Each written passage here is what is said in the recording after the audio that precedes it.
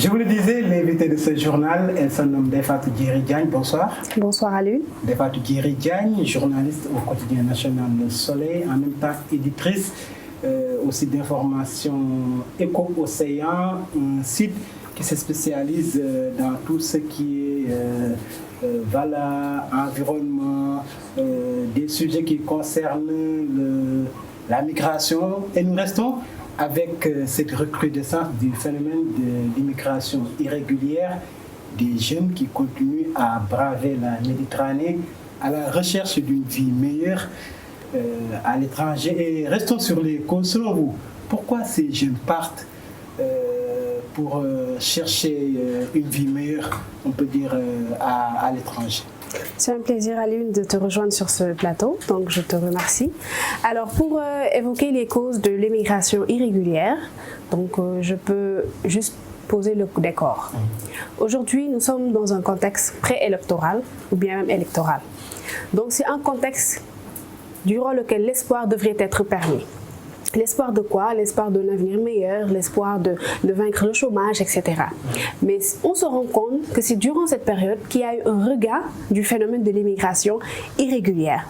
Donc un regain qui est dû à quoi? À un manque total d'espoir. Un manque total d'espoir non seulement pour le régime finissant, mais aussi sur les candidats qui se sont déclarés à la candidature. Donc ce qui fait que les jeunes aujourd'hui, ils n'ont pas d'espoir. Et ce que je dis, ça a bien été étayé par notre confrère, le journaliste Guillaume Perrier, journaliste français du Le Point, qui a fait un reportage qui a été pas mal repris par la presse et qui a rencontré les migrants sénégalais. Ce qu'ils lui ont dit, c'est qu'ils n'ont pas du tout espoir dans ce Sénégal.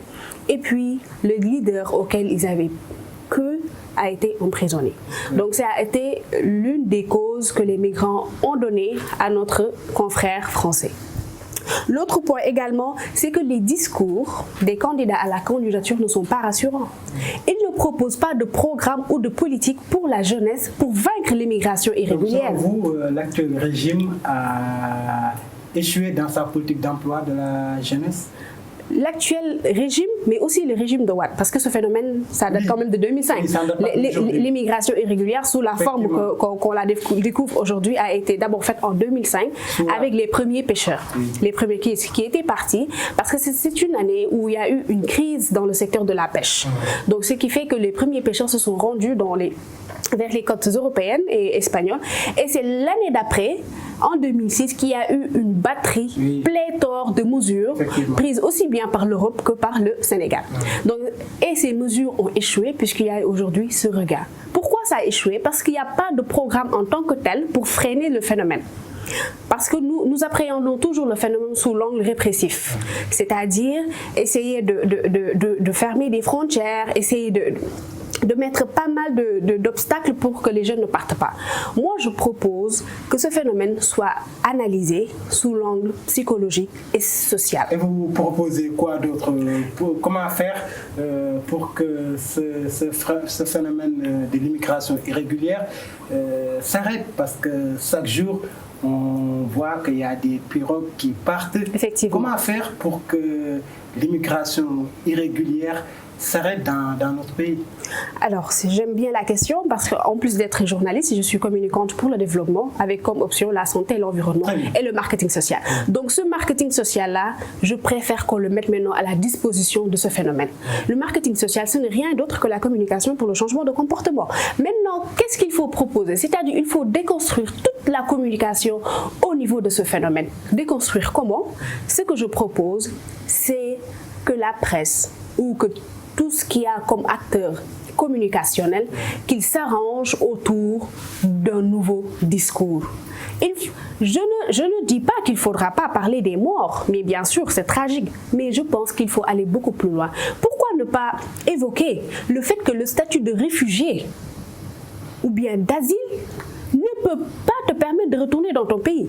Il y a des migrants sénégalais qui partent dans des pays qui sont demandeurs d'asile. Est-ce qu'ils pensent ils ne pensent pas à ça? Ils ne pourront pas revenir de manière normale dans leur pays. Il y a des gens qui sont obligés aujourd'hui de passer par la Gambie pour entrer dans les frontières sénégalaises parce que le pays qui te donne l'asile ne va pas te laisser retourner dans ton pays parce que tu as déclaré que tu ne pouvais pas y rester. Donc je pense qu'il faut orienter le débat vers ce genre de questionnement. Ici, je pense que le débat tourne souvent sur le nombre de morts. Voilà, voilà. On nous annonce un grand nombre de décès. Effectivement, il faut déconstruire ce genre de communication. Les morts, c'est tragique, on en parle, effectivement, c'est intéressant, mais il faut aller au-delà. Les statuts de réfugiés, qu'est-ce que cela va leur permettre de réaliser ou de ne même pas revenir? Et sur ce point, je vais évoquer une situation qui me fait très mal. Lorsque je vois des migrants qui partent avec leurs enfants de bas âge, donc cela signifie... On a entendu des enfants... Effectivement, de moins d'1 an, des femmes enceintes. Donc ça veut dire que ce sont des gens qui sont prêts non seulement à partir, mais à ne plus revenir. Parce qu'amener son enfant avec soi, c'est soit on va périr en mer, soit on va réussir ailleurs. Donc, c'est vraiment, ça a commencé à susciter un certain dégoût ou bien un rejet de notre nationalité sénégalaise. Et souvent aussi, les jeunes évoquent le chômage comme un véritable problème. Et pourtant, l'État a mis en place des structures. Il y a l'ADER, il y a l'ANPEJ, Effectivement, il y a des programmes de jeunes à saluer. Effectivement. Mais beaucoup de jeunes aussi ne trouvent pas de boulot. Et c'est dommage parce que les jeunes... Et puis, face à cela, il y a aussi une gabegie insolente de nos hommes politiques. Et les jeunes, ils attendent juste l'homme providentiel, c'est-à-dire quelqu'un qui va te sortir de cette galère. On n'a pas une politique de la jeunesse concrète. Est-ce qu'on peut citer une politique de la jeunesse qui fasse carrément obstruction de la coloration politique des jeunes? Mais c'est trop grave ce qui se passe au Sénégal. Donc ce qui fait que les jeunes, ils sont obligés de partir pour tenter l'immigration ailleurs.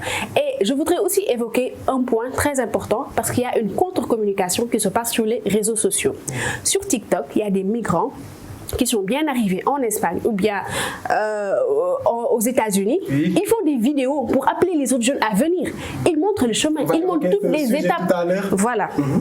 Ils montrent toutes les étapes du voyage et souvent c'est un appel à venir. Donc, est-ce que vous imaginez un peu la gravité de la situation? Prendre des photos, dire que oui, nous sommes bien arrivés. Voilà, effectivement. Donc c'est un mirage. Voilà, et donc il y a cette contre-communication là sur les réseaux sociaux et cette presse maintenant qui essaie de te décrire ce phénomène comme un phénomène fataliste, fatal, etc. Donc, vous voyez un peu les deux poids et c'est souvent sur les réseaux sociaux qui gagnent. On parlait tantôt des États-Unis, il y a, hormis les pirogues, il y a ce qu'on appelle la voie du Nicaragua. Effectivement. C'est une autre voie empruntée aujourd'hui par des jeunes et apparemment, elle est même plus dangereuse. À l'UN, présentement, si vous allez à l'aéroport international des Indes, vous verrez des jeunes qui vont embarquer vers le Nicaragua parce que les Sénégalais n'ont pas besoin de visa pour se rendre au Nicaragua. Donc ce qui fait que c'est la destination qu'ils prennent, puis après la frontière mexicaine pour espérer entrer aux États-Unis.